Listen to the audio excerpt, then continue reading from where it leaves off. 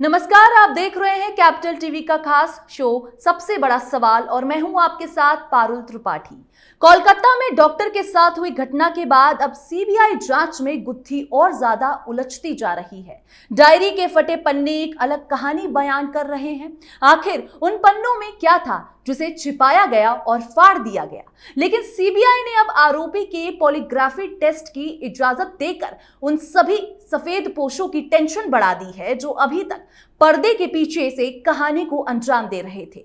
कोलकाता के आरजी कर medical college और अस्पताल में ट्रेनी डॉक्टर के साथ हुई वारदात को लेकर आम लोगों में उबाल है। देश भर के अस्पतालों में डॉक्टर और स्वास्थ्य कर्मी इस जघन्य घटना के विरोध में प्रदर्शन कर रहे हैं। उनकी मांग है कि डॉक्टरों और मेडिकल स्टाफ के साथ अस्पतालों की सुरक्षा सुनिश्चित करने के लिए सरकार सख्त कानून बनाकर जल्द से जल्द लागू करे। तो सबसे बड़ा सवाल यह है कि आखिर पॉलीग्राफी टेस्ट की मंजूरी से किसके लिए मुश्किलें बढ़ी हैं? क्या सीएम ममता बनर्जी किसी को बचाने में जुटी हैं? इसी पर ज्यादा जानकारी के साथ स्टूडियो में हमारे साथ जुड़े हैं कैपिटल टीवी के editor in chief doctor Manish Kumar. Sir, आपका बहुत बहुत स्वागत है। धन्यवाद।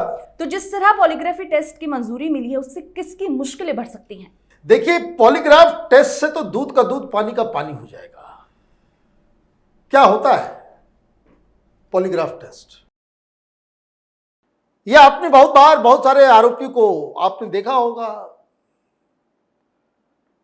तेलगी का सबसे पहले आया था, फिर वो जो पाकिस्तानी जो मुंबई में जिसने कोहराम मचाया था उसका भी आया था। सब अपने आप कबूल लेता है इंसान। और कैपिटल टीवी तो लगातार इस बात को पहले से ही कहता आ रहा है।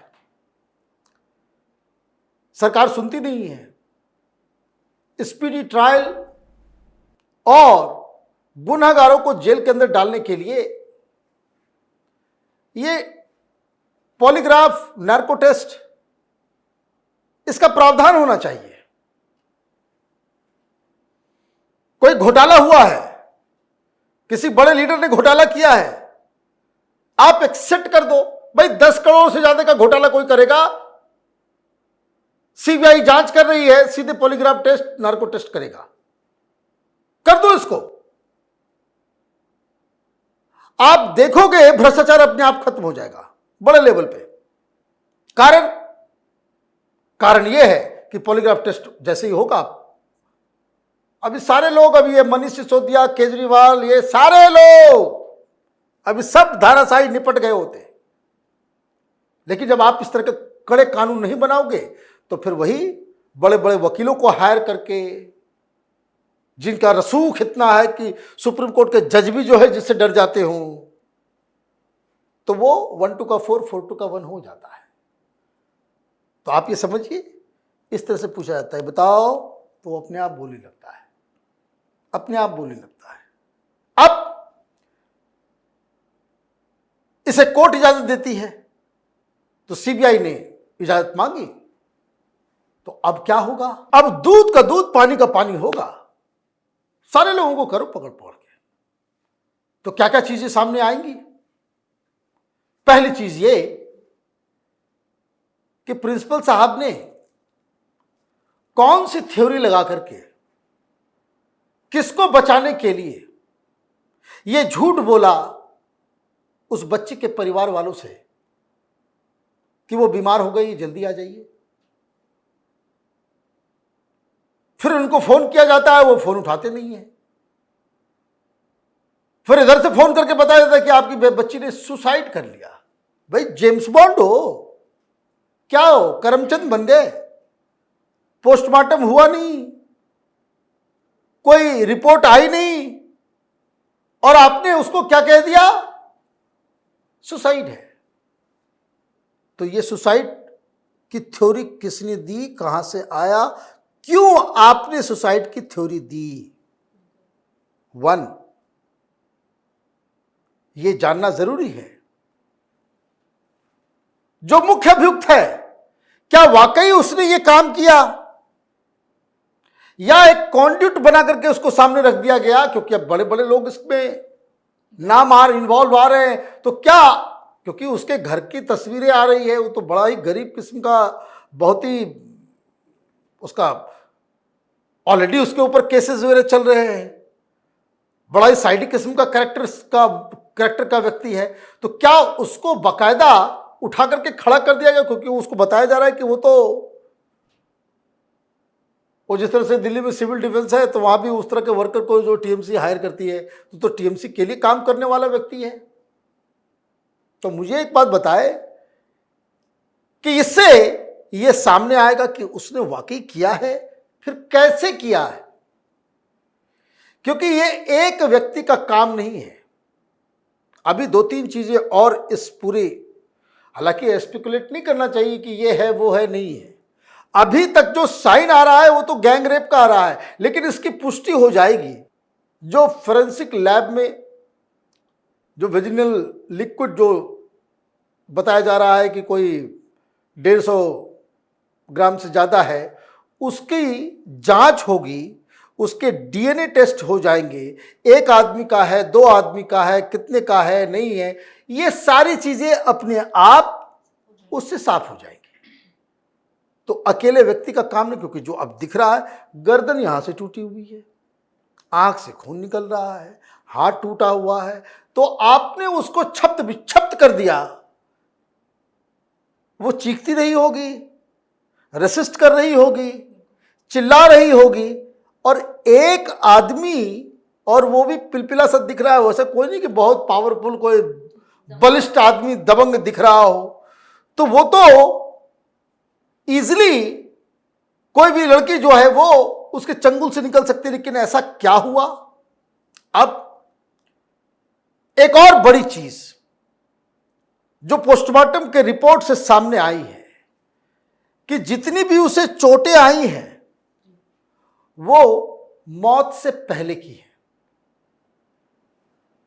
मतलब टॉर्चर करके, रेप करके उसकी हत्या की गई है।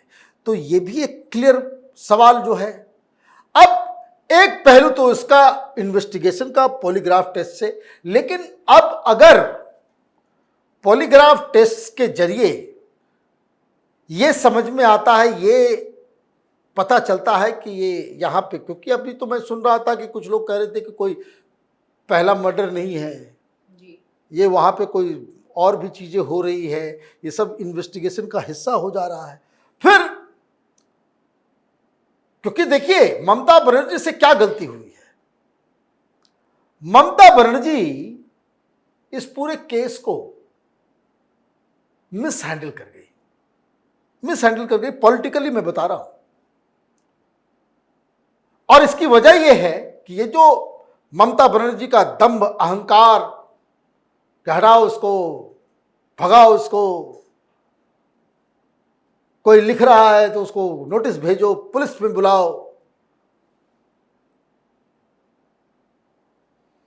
आदमी तभी तक डरता है जब तक वो डरता है। आप एक पॉइंट से ज्यादा क्रॉस कर जाएंगे, जब ये डर खत्म हो जाएगा तो नेताओं को बहुत मुश्किल हो जाती है। ममता बनर्जी ने उस थ्रेशोल्ड को क्रॉस कर दिया।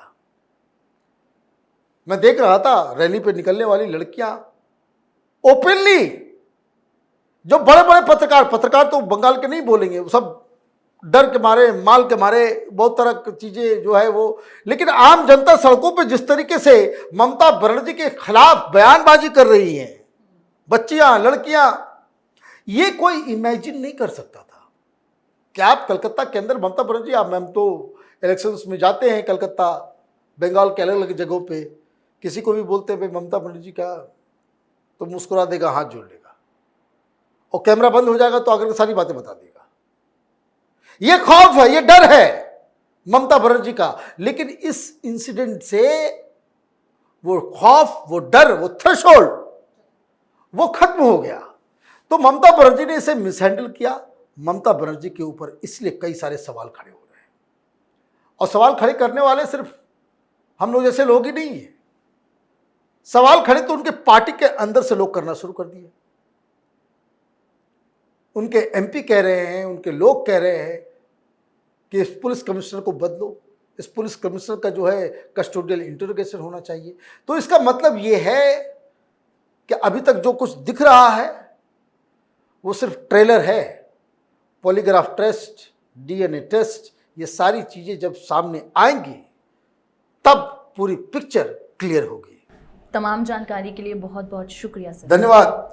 तो बंगाल सरकार की नाकामी तो साफ तौर पर दिख रही है, जिस तरह से हॉस्पिटल के अंदर तोड़फोड़ हुई और किस तरह से हर दिन एक एक के बाद खुलासे होते जा रहे हैं, बेहद चौंकाने वाले वो भी। निर्भया को इंसाफ कब तक मिलेगा ये तो वक्त बताएगा। फिलहाल सबसे बड़ा सवाल में आज के लिए इतना ही। आप तमाम जानकारी के लिए जुड़े रहिए कैपिटल टीवी के साथ। नमस्कार।